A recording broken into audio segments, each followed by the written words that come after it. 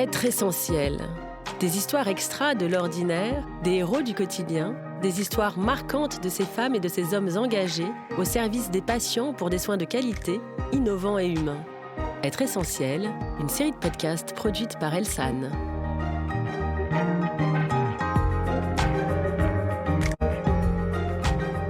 Dans cet épisode, c'est exceptionnel, nous allons interviewer deux personnes, Delphine Auboiroux et son acolyte Irène Vidal. Elles sont toutes deux infirmières au centre médico-chirurgical Les Cèdres à Brive, en Corrèze. Et dans le cadre de leurs activités, elles font aussi régulièrement des bilans de santé pour des personnes en situation de précarité, directement dans les locaux de l'association Emmaüs. Pouvez-vous me raconter l'une après l'autre votre désir de devenir infirmière ? Il vient d'où chez vous, Delphine ? Alors, moi, j'ai fait l'objet d'une reconversion professionnelle puisque j'ai une formation juridique à la base et j'ai souhaité me tourner plus vers l'humain et donc je suis infirmière depuis maintenant 9 ans. Très bien. Et vous, Irène, vous avez un parcours inspirant. Pouvez-vous nous le raconter ? Comment avez-vous commencé votre carrière ?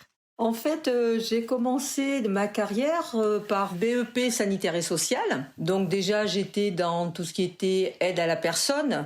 Une fois que j'ai eu mon diplôme, je suis rentrée à la clinique des Cèdres à l'âge de 18 ans en tant que femme de ménage. Et tous les 10 ans, j'ai changé de poste en fait. C'est-à-dire que j'ai voulu évoluer dans ma carrière et me rendre un peu plus utile auprès des patients. Parce que bien que au niveau du ménage, on soit utile également, c'est pas, il n'y a aucun préjugé ou quoi que ce soit. Mais j'ai voulu évoluer dans ma carrière. Donc, je suis restée à peu près 10 ans en tant qu'ASH et au bout de ces 10 ans, donc j'ai fait la formation d'aide-soignante. J'ai eu mon diplôme. J'ai travaillé pendant 10 ans en tant qu'aide-soignante et pareil, je voulais avoir une approche globale du patient et mon désir, c'était de devenir infirmière. Donc, du coup, j'ai fait mon école d'infirmière en 2004 et 2007. J'ai obtenu mon diplôme, bien sûr, en 2007 et ça fait 13 ans que je suis infirmière et j'ai eu également une petite promotion puisqu'à l'heure actuelle, je suis aussi infirmière coordinatrice du service de médecine. Donc ça fait 40 ans que je travaille à la clinique. Je vous ai déjà dit que mon âge d'arrivée c'était 18 ans.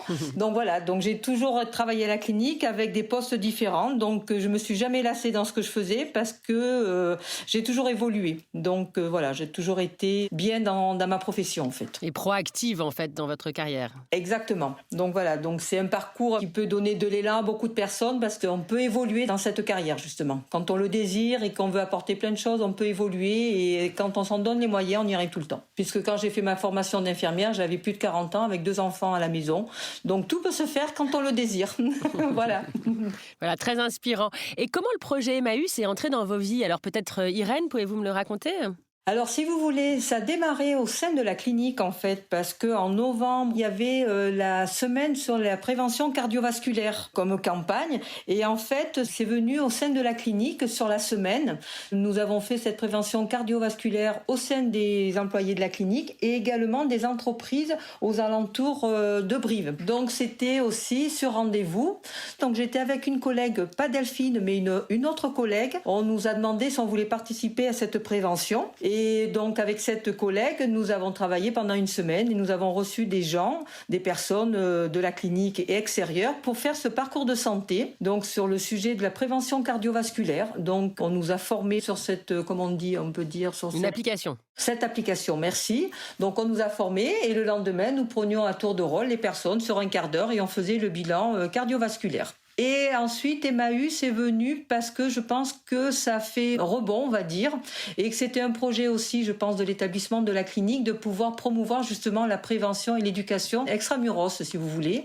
Et je pense que Emmaüs a dû se projeter à ce moment-là. Et c'est à ce moment-là que Delphine est intervenue, puisqu'elle ne connaissait pas non plus l'application. Donc, on s'est formés à nouveau toutes les deux. Et on est parti sur les locaux d'Emmaüs. Donc, nous y sommes une fois par mois, le jeudi.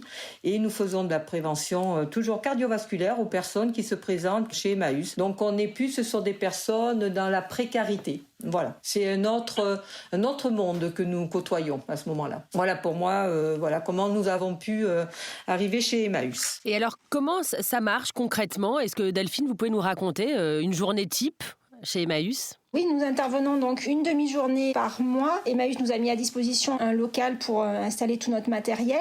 On intervient au cours d'une journée de vente Emmaüs accueille à ce moment-là du public qui vient acheter des articles et on leur indique que nous sommes présentes, donc que 2 infirmières de la clinique des Cèdres sont présentes et proposent un bilan de santé gratuit au premier étage des locaux. Donc les personnes montent et on les accueille et on réalise à ce moment-là le bilan de santé. Alors c'est quoi le bilan? Ça consiste en quoi? Le bilan, donc à l'aide de l'application et des outils qui nous ont été donnés, on va rentrer un certain nombre de paramètres. Donc on va mesurer la tension de la personne, son poids, sa taille, son périmètre abdominal.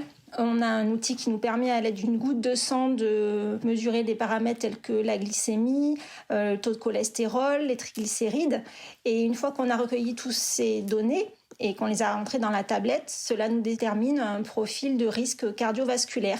Et pour nous, c'est l'objet d'un entretien avec la personne, de prévention, parce qu'effectivement, nous sommes dans la prévention, on n'est pas médecin, donc on donne des règles hygiéno-diététiques où on peut orienter également les personnes chez qui on dépiste un diabète ou une hypertension, ou voilà, on les oriente à ce moment-là vers ou leur médecin traitant ou un professionnel qui sera à même de les prendre en charge. Et puis ça fait l'objet aussi de discussions sur les règles alimentaires, l'hygiène de vie. Voilà. Qu'est-ce qui vous intéresse dans ce projet en particulier, Irène, pour commencer ? En fait, c'est être à l'approche des personnes qui n'osent pas peut-être, ou qui n'ont pas les moyens, qui n'osent pas pousser la porte d'un professionnel de santé. Donc ça nous permet d'être au plus près d'une population autre que celle que nous recevons au niveau de la clinique. En fait, on est au plus près d'eux. Et puis le fait d'apporter des conseils aussi bien alimentaires que de les diriger vers des professionnels, c'est quand même assez revalorisant. Et puis on a l'impression d'être utile. C'est pas qu'on soit pas utile en milieu hospitalier, mais c'est différent. Je trouve que les personnes sont, comme elles viennent spontanément, en fait, elles sont pas obligées de venir nous voir. C'est quand l'annonce est faite au niveau de chez Emmaüs dans le local, les personnes peuvent monter ou ne montent pas. En fait, c'est elles qui décident. Il n'y a pas d'obligation. Donc le fait que ça soit une gratuité, c'est vrai que ça les incite à venir nous voir. Et cette forme de transmettre quelque chose, en fait, sur tout ce qui est prévention, l'hygiène alimentaire, l'hygiène de vie, je trouve que c'est assez intéressant. L'approche est différente et c'est très revalorisant. Effectivement, et on a eu la chance aussi qu'il y ait des personnes qui reviennent la fois d'après, puisqu'on y est tous les mois, nous dire, vous savez, vos conseils ont été très bénéfiques puisque ça m'a permis telle ou telle chose, c'est-à-dire perte de poids, un peu plus d'activité physique, puisque ces paramètres rentrent en compte dans l'hygiène quotidienne de vie.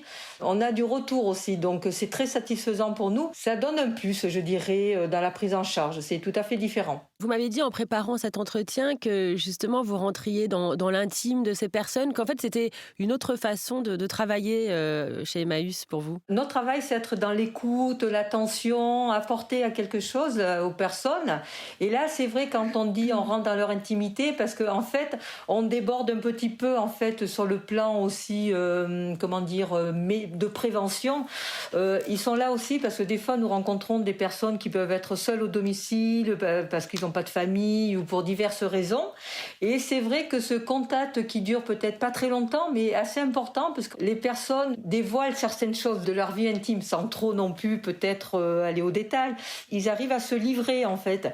Et ça permet aussi de déverser ce qu'ils ont au fond d'eux, puisqu'ils vont pas voir forcément le médecin ou qu'ils vont pas forcément voir des spécialistes tels que psychologues ou autres quand on a des soucis. C'est un moment d'échange qui est important justement parce que ça leur permet justement de se libérer et au moins de parler. C'est ce qui fait aussi le fait qu'ils viennent dans ces locaux aussi faire un peu d'achat. Ça permet de rencontrer aussi du monde. Il y a les bénévoles de chez Emmaüs et ça permet de faire un lien social. Un lien social, c'est ça qui est intéressant.